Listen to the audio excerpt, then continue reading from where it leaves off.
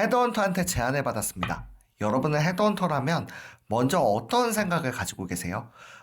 정말 부정적인 후기만 가득한데, 정말 피하고 싶은 이런 생각이 드세요? 아니면 채용에 좋은 파트너지 라는 생각을 가지고 계신가요? 10년차 헤드헌터로서 왜 헤드헌터가 이렇게 욕을 먹는지, 헤드헌터의 생태계와 그리고 어떤 이점들이 있는지 한번 말씀드려 보도록 하겠습니다.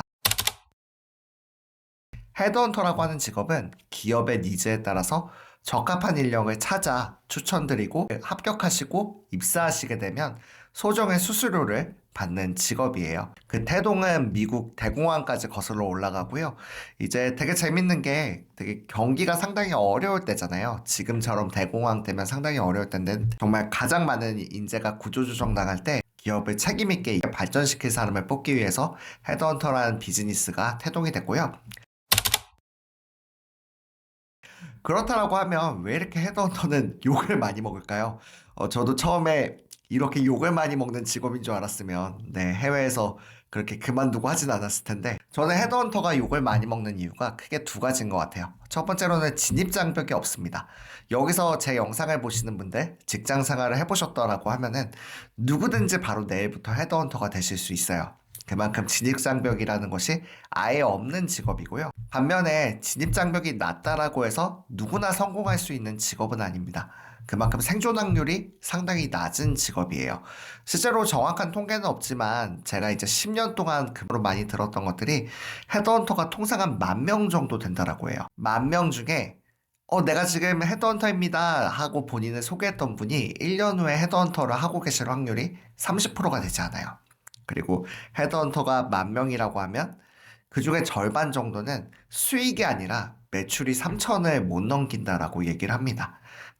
그렇기 때문에 정말 많은 분들이 도전을 하셨다가 또 반면에 빨리 돌아가시는 직업이 바로 헤드헌터라고 생각이 돼요.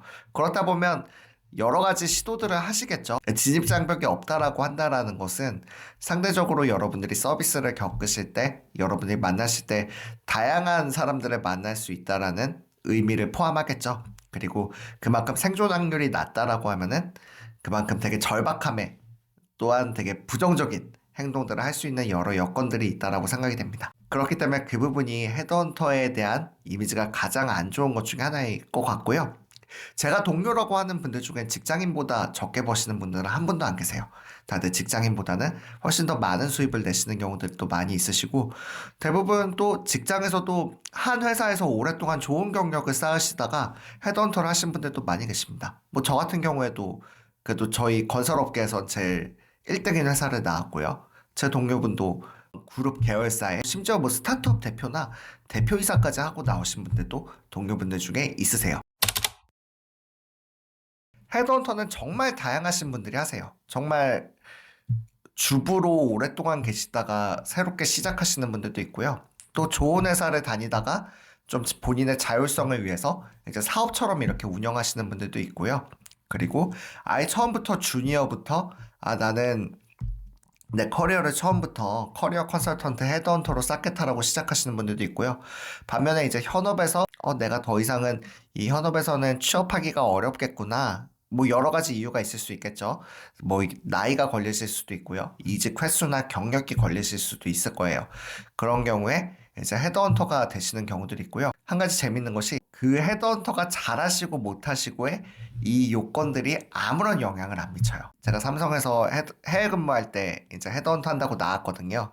그때 제가 이제 몇몇 회사들에 이렇게 메일을 썼었는데 되게 정말 작은 회사인데도 웰컴이다 언제든지 와라 이렇게 환영하는 메일 제가 지금 볼 때 좀 무책임하다고 생각되는 그런 메일도 있는 반면에 되게 진정성 있는 메일들도 많이 주셨어요. 여기는 정말 뭐 서울대 의대를 나오던 어떤 학벌과 경력에 상관없이 다 제로 베이스로 하는 데다라는 걸 말씀을 주셨던 경우가 있었는데 제가 이제 10년이 돼 가는데 정말 그런 것 같습니다. 정말 뭐 주부이신데도 너무나도 잘하시는 분들도 있으시고요. 반면에 너무나도 좋은 백그라운드를 가지셨는데도 안 되시는 분들도 있으시거든요. 그만큼 본인의 노력과 실력에 어떤 백그라운드도 영향을 미치지 않는 어떻게 보면 정직한 직업이라고 볼 수 있을 것 같아요. 요새는 원티드라던가 뭐 자플래닛도 그렇고 여러 채용 루트들이 많이 있잖아요. 공고 외에도 내가 100만 원 정도를 받을 수 있는 여러 루트들이 있는데, 그리고 대부분 회사들은 공채와 헤드헌팅을 같이 진행합니다. 그럼에도 불구하고 헤드헌팅을 통해서 지원하면 어떤 이점이 있어요? 이렇게 물으신다라고 하면, 첫 번째는 정보성이에요. 저는 두 가지로 나눠볼 수 있을 것 같아요. 첫 번째는 채용 기회 풀입니다. 이제 앞서 말씀드렸던 것처럼 대부분의 채용 포지션들은 공고하고 헤드헌팅을 같이 진행하세요. 이제 사람을 뽑는 게 항상 급하잖아요. 긴급하고 중요하기 때문에 모든 루트를 활용합니다. 뭐 내부 추천도 활용하고요. 네, 공채도 활용하고요. 헤드헌팅도 활용합니다. 근데 드문 경우에 헤드헌팅만 활용하는 경우들도 있어요. 제가 일례로 제가 한 2년 전에 우리나라의 신재생 리뉴어블 에너지 프로젝트들을 거의 대부분 했었거든요. 그때 이제 외국 회사가 우리나라에 처음 진출하는 케이스였습니다. 정말 막 글로벌리 거의 매출 100조 되는 회사들이 우리나라에 처음 들어올 때 그때 어떤 포지션도 열려 있지 않았어요. 네, 채용 플랫폼에는요. 제가 이렇게 계속 추천해드려서 한 50% 정도를 세팅을 했던 경험이 있거든요. 그것처럼 여러분들이 채용 플랫폼에서의 많은 기회들이 있지만 수면에 올라오지 않은 포지션들도 있어요. 앞서 말씀드렸듯이 외국에 있는 회사가 처음으로 우리나라에 진출을 한다거나 아니면은 지금 뭐 팀장이 있는데 뭐 이분을 좀 바꿔야 된다라거나 그리고 헤드헌터가 되게 재미있는 것 중에 하나가 누군가에게는 정말 원 오브 댐이고 매일매일 콜드메일 보내고 그런 존재이지만 또 누군가에겐 파트너가 되기도 합니다. 앞서 말씀드렸던 그 외국계 회사 같은 경우에도 제가 에이펙 지사장님하고도 직접 통화를 하고 그랬거든요. 그만큼 파트너가 된 거죠. 또한 50대 기업의 오너분을 만난 적도 있어요. 그 포지션 같은 경우에도 일반적인 채용 공고에는 안 올라오죠. 팀장급을 세팅하는 거였는데 믿을 만한 헤더헌터한테만 그렇게 채용 포지션을 진행하는 경우들도 있어요. 그리고 두 번째는 포지션 정보입니다. 여러분들 공고로 이렇게 지원을 하시면은 대부분 정보를 받으시는 것들이 되게 한정적이시잖아요. 물론 잘하는 헤드헌터라는 전제 조건이 있지만 왜 이 채용이 발생을 했고 이 부분에 어떤 뭐 면접에 관해서도 그때그때 피드백을 드릴 수 있고 네, 어떤 면접위원이 어떤 식으로 진행을 한다. 또 어떤 케이스에서 합격을 했다. 아니면 어떤 이유 때문에 탈락을 했다. 그리고 연봉 협상이나 이런 부분들도 많이 진행을 해보신 경험이 또 있으신 분도 있으시겠지만 사실 10번이 넘지는 않잖아요. 그리고 사실 이제 서로 간의 날것의 이익이 부딪힐 때 저희 같은 에이전트들이 많이 필요하거든요. 이게 조금만 온도가 잘못 전달되면은 이게 어긋난 결과를 낳을 수 있는데 그런 부분에서 이제 저희가 보다 전문적인 도움을 드릴 수 있는 것. 크게 정보와 전문적인 도움 이 두 가지로 말씀을 드릴 수 있을 것 같아요.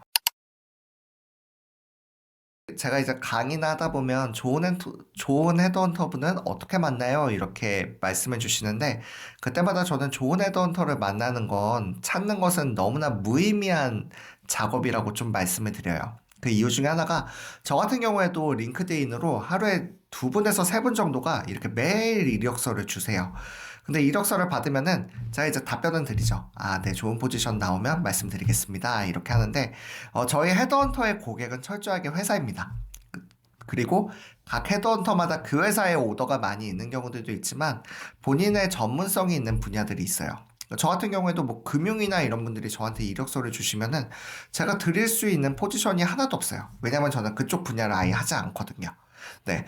그렇기 때문에 좋은 헤드헌터를 찾아서 이렇게 가는 수고도 너무나도 힘들고 그렇게 찾아갔더라도 이 사람이 나한테 맞는 포지션을 갖고 있지 않을 확률이 되게 높아요. 네. 그렇기 때문에 또 헤드헌터한테 면담을 요청하시거나 뭐 커피챗을 요청하시는 경우도 있는데 저 같은 경우에도 제 후보자분들은 꼭 만나 뵙거든요. 이제 면접을 보시는 분들은 꼭 만나 봬요. 이때까지 그분들이 500분을 넘게 만나 뵀습니다. 근데 그렇다 보니까 다른 분들까지 만나 뵙기에는 사실 좀 시간적인 제약이 있어요. 그렇기 때문에 그분들을 다 만나 뵙지는 못하고요. 이제 여러분들이 좋은 헤드헌터를 찾으실 때도 마찬가지예요. 이제 결국 회사의 이 헤드헌터의 고객은 회사이기 때문에 그 포지션을 갖고 있는 경우에만 이렇게 제안을 드리고 좀 더 영양가 있는 대화를 할 확률이 높습니다. 좋은 헤드헌터는 결국 나한테 좋은 제안을 주는 헤드헌터라고 생각이 돼요. 그렇기 때문에 좋은 헤드헌터를 찾으러 다니시는 거는 제가 볼 때 너무 비효율적이고 소모적이에요. 그보다는 그 제안이 나에게 과연 이득이 있는 제안인지 도움이 되는 제안인지를 판단하시면 좋습니다. 반대로 여러분이 부정적이고 대부분 안 좋았던 후기들은 이걸 뭐 내 이력서 읽어보고 던진 거야? 약간 그렇게 막 뿌린 이력서 있잖아요. 뿌린 제안들. 그런 거를 보면 이제 안 좋은 느낌을 받으실 텐데 딱 받았는데 이게 뭔지 이 포지션이 내가 생소한데 나한테 분명 좋아. 아니면 내가 정말 딱 원하던 포지션이야. 그런 경우에 이제 이 사람이 실력 있는 헤드헌터구나 라고 판단하시면 좋습니다. 설령 실력이 없는 헤드헌터라고 하더라도 여러분한테 이익을 줄 수 있는 헤드헌터라고 생각하시면 될 것 같아요. 실제 그 채용 공고를 허위로 뿌리는 게 아니라고 한다면 좋은 회사인 경우에는 정말 제가 고객사와 신뢰를 잘 쌓은 경우에는 이제 단독으로 또는 2개 정도 회사만 헤드헌팅 회사를 쓰는 회사들도 있고요. 정말 보통은 한 3군데에서 4군데, 뭐 IT에서 좀 더 많은 뭐 열 몇 군데 쓰는 데들도 있지만 그렇다라고 해도 열 몇 군데잖아요. 그 오더를 갖고 있다라는 것은 그 회사의 커뮤니케이션을 할 수 있는 그 회사라고 생각을 하시고 받으시면 좋을 것 같습니다. 그리고 이 업계가 재밌는 게 오히려 고수인 분들일수록 이름이 없는 헤드헌팅사에 계실 확률이 높으세요. 왜냐하면 이제 여러분들 아실 만한 뭐 커리어 케어라던가 유니코 서치나 이런 데들 같은 경우에 다 월급제로 받으시거든요. 물론 성과가 좋으실수록 월급을 많이 받지만 그 요율이 크게 높지는 않습니다. 그래서 결국 잘하시는 분일수록 점점 이제 프리랜서 세계로 나오시게 돼요. 왜냐하면 그 가져가시는 돈 자체가 다르거든요. 그렇기 때문에 제가 아는 업계 레전드 분들 그래도 순 수익으로 3억 이상 버시는 분들은 다 프리랜서이세요. 그래서 그런 부분들 고려하시면 좋을 것 같고요. 헤드헌터한테는 전혀 돈을 주실 필요가 없어요. 헤드헌터의 고객은 철저히 회사입니다. 여러 운영의 묘들이 있지만, 운영의 스킬들이 있지만, 어쨌든 회사의 눈높이에 맞는 분을 찾아서 드려야 돼요. 네. 왜냐면, 결국 헤드헌터한테 돈을 주는 고객은 회사이기 때문입니다. 즉, 여러분이 헤드헌터한테 주셔야 될 것들은 전혀 없으세요. 그리고 헤드헌터를 통해서 진행하시더라도 중간에 멈추시거나 뭐 그만두시는 것들은 얼마든지 있을 수 있습니다. 네, 실제로 저 같은 경우에도 연봉 협상까지 진행하시고서도 입사하시지 않는 분들이 절반 정도가 되세요.